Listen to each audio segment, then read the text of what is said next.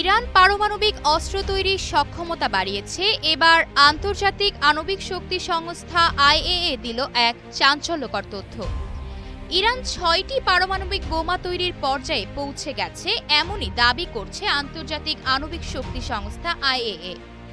সংস্থাটির প্রধান Rafael Grossi জানিয়েছেন, ইরানের কাছে বর্তমানে ৬০%-এরও বেশি বিশুদ্ধ ইউরেনিয়াম আছে, যা আরও পরিশোধিত হলে পরমাণু অস্ত্র তৈরিতে ব্যবহার করা সম্ভব। পারমাণবিক বোমা তৈরিতে ৯০% পর্যন্ত বিশুদ্ধ ইউরেনিয়ামের প্রয়োজন হয়। এরই মধ্যে ইরানে তার মজুদ রয়েছে ৬০%-এরও বেশি। গত ডিসেম্বরে আরও বেশি ইউরেনিয়াম সমৃদ্ধকরণের ঘোষণা দেয় ইরান।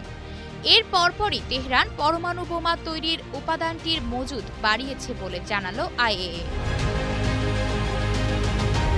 মধ্যপ্রাচ্যের অন্যতম শক্তিশালী দেশ ইরানের পারমাণবিক কার্যক্রম নিয়ে পশ্চিমা পরাশক্তি যুক্তরাষ্ট্র বরাবরই উদ্বেগ প্রকাশ করে এসেছে। এমনকি বিভিন্ন নিষেধাজ্ঞা আরোপের মাধ্যমে এই কার্যক্রমের ইতি টানারও বিস্তর চেষ্টা চালানো হয়েছে।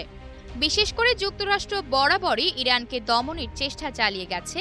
২০১৭ সালে প্রেসিডেন্ট হিসেবে দায়িত্ব নেওয়ার পর থেকে ডোনাল্ড ট্রাম্প ইরানের ওপর একের পর এক কঠোর নিষেধাজ্ঞা আরোপ করেন।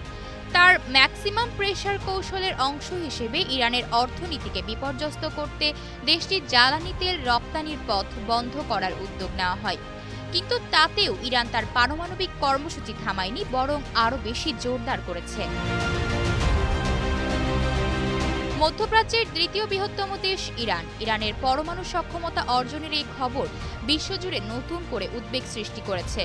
বিশ্লেষকদের মতে, যদি ইরান সফলভাবে পরমাণু অস্ত্র তৈরি করতে পারে, তাহলে মধ্যপ্রাচ্যে পশ্চিমা বলয় দুর্বল হয়ে পড়বে এবং ইসরায়েলের প্রধানমন্ত্রী বেনিয়ামিন নেতানিয়াহুর ক্ষমতার অবস্থানও চ্যালেঞ্জের মুখে পড়বে। ইরানের পরমাণু কর্মসূচিতে লাগাম টানতে চায় আন্তর্জাতিক পরমাণু শক্তি সংস্থা আইএএ। আন্তর্জাতিক সম্প্রদায় এখন নজর রাখছে পারমাণবিক শক্তি নিয়ে ইরান ও পশ্চিমাদের টানাপোড়েন শেষ পর্যন্ত কোন দিকে মোড় নেয়।